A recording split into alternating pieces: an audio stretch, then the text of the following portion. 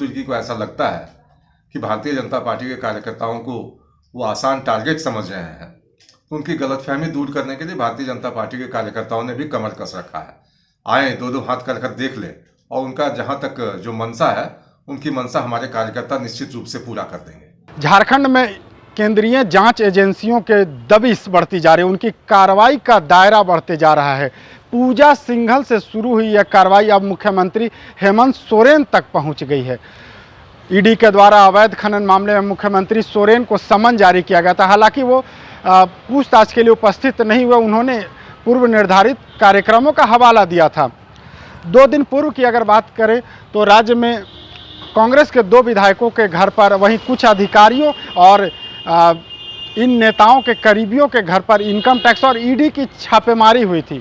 हालांकि इस छापेमारी के दौरान कुछ भी आपत्तिजनक बरामद नहीं हुआ, लेकिन कांग्रेस के जो कार्यकारी अध्यक्ष हैं कल अपने कार्यकर्ताओं को संबोधित करते हुए एकाएक उग्र हो गए और विवादास्पद बयान दे दिया। उन्होंने कार्यकर्ताओं को कहा कि भारतीय जनता पार्टी के काले करतूतों को आप सामने लाएं, जरूरत पड़ी तो भारतीय जनता पार्टी के नेताओं और कार्यकर्ताओं को सड़क पर पटक पटक कर मारे।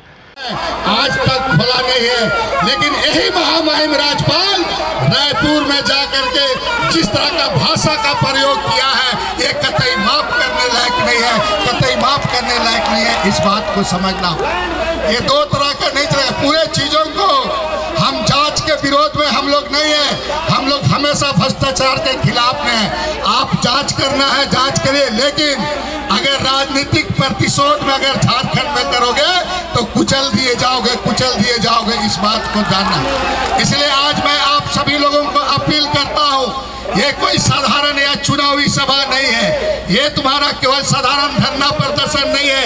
एक एक लोग जाओ और भारतीय जनता पार्टी का काले कारनामा को उजागर करने का काम करो।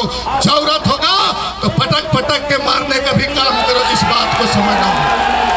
लोग बोलेंगे कि अमर्यादित भाषा बंधु तिर्की बोला है, ऐसा नहीं। कल देखना, कल बोलेगा, आज मोबाइल में सोशल मीडिया में खूब चलेगा।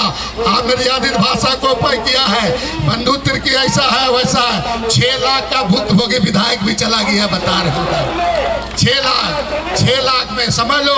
और जितने इन भारतीय जनता पार्टी का सबका जांच करा लो, 6 लाख है कि 6 करोड़ है पता चल जाएगा। हिम्मत है तो जांच करा ले ये लोग। इसीलिए हम डरना नहीं है। ये 2024 का ये लोग ताना बाना कर रहा है, इसलिए आने वाला दिन में बड़ी लड़ाई लड़नी है। इसलिए आप सभी लोगों से मेरा आग्रह होगा कि कमर कस ले, और एक बार पता चल जाएगा इन लोगों को, हेमंत सोरेन का सरकार आज है, उनके कार्यकाल पूरा होगा, किसी का कहने से नहीं चलेगा।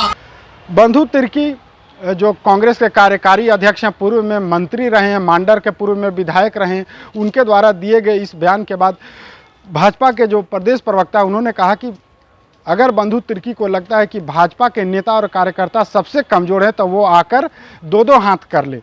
हम बंधु तिर्की जी को हकीकत और वास्तविकता से अवगत करा देंगे, उनकी जो मंशा है उसे हम पूरा कर देंगे। अभी 2-3 दिन पहले की बात है, मुख्यमंत्री ने अपने संबोधन में अपने कार्यकर्ताओं को भारतीय जनता पार्टी के कार्यकर्ताओं के खिलाफ उकसाने का काम किया था। अब आज कार्यकारी अध्यक्ष कांग्रेस के बंधु तिर्की ने जिस भाषा का इस्तेमाल किया है कि भारतीय जनता पार्टी के लोगों को पटक पटक कर मारने की आवश्यकता है, मैं समझता हूं कि उनको शायद राजनीति का मूल ज्ञान ही नहीं है कि भारतीय संस्कृति में, राजनीति में हिंसा का कोई स्थान नहीं है। लेकिन अगर फिर भी बंधु तिर्की को ऐसा लगता है कि भारतीय जनता पार्टी के कार्यकर्ताओं को वो आसान टारगेट समझ रहे हैं, तो उनकी गलतफहमी दूर करने के लिए भारतीय जनता पार्टी के कार्यकर्ताओं ने भी कमर कस रखा है। आए दो दो हाथ कर देख ले, और उनका जहां तक जो मंशा है, उनकी मंशा हमारे कार्यकर्ता निश्चित रूप से पूरा कर देंगे। कुल मिलाकर अगर झारखंड में फिलहाल देखा जाए तो जिस गति से विकास के कार्य नहीं हो रहे, उससे ज़्यादा तेज गति से यहाँ पर एक दूसरे पर बयानबाजी की जा रही है। लगातार सत्तारूढ़ दल के तरफ से ये कहा जा रहा है कि केंद्र सरकार जब हमें चुनाव में हरा न सकी, हमें जनता का बहुमत प्राप्त हुआ, उस बहुमत का अपमान करते हुए, जनादेश का अपमान करते हुए केंद्रीय जांच एजेंसियों का दुरुपयोग किया जा रहा है। चाहे वो मुख्यमंत्री के समन भेजने का हो या 2 विधायकों के घर में इनकम टैक्स की रेड का मामला हो। वहीं दूसरी ओर भाजपा की तरफ से ये कहा जा रहा है ये जो कार्रवाई चल रही है ये एजेंसियों के द्वारा की जा रही है। एजेंसियों के पास जब पुख्ता सबूत होते हैं उसी के आधार पर वो छापेमारी करती है। इसी बीच झारखंड के पूर्व मुख्यमंत्री और भाजपा के राष्ट्रीय उपाध्यक्ष रघुवर दास ने राज्यपाल को एक चिट्ठी लिखा है। चिट्ठी में उन्होंने कहा है कि झारखंड में जिस तरीके की अराजकता का माहौल है और कानून व्यवस्था ध्वस्त हो गई है, लगातार मुख्यमंत्री और उनके नेताओं द्वारा अपने कार्यकर्ताओं को लेकर उकसाने वाले हिंसक बयान दिए जा रहे हैं, जिससे कभी भी कानून व्यवस्था पूरे राज्य में ध्वस्त हो सकती है। धारा 356 का प्रयोग करते हुए झारखंड में राष्ट्रपति शासन अविलंब लगा देना चाहिए। सिर्फ खबर दिखाना देशवा न्यूज का मकसद नहीं, देशवा न्यूज की कोशिश है कि समाज की सूरत बदलनी चाहिए। देशवा न्यूज पर वीडियो देखने के लिए लाइक करें, सब्सक्राइब करें, साथ ही बेल आइकन दबाना न भूलें।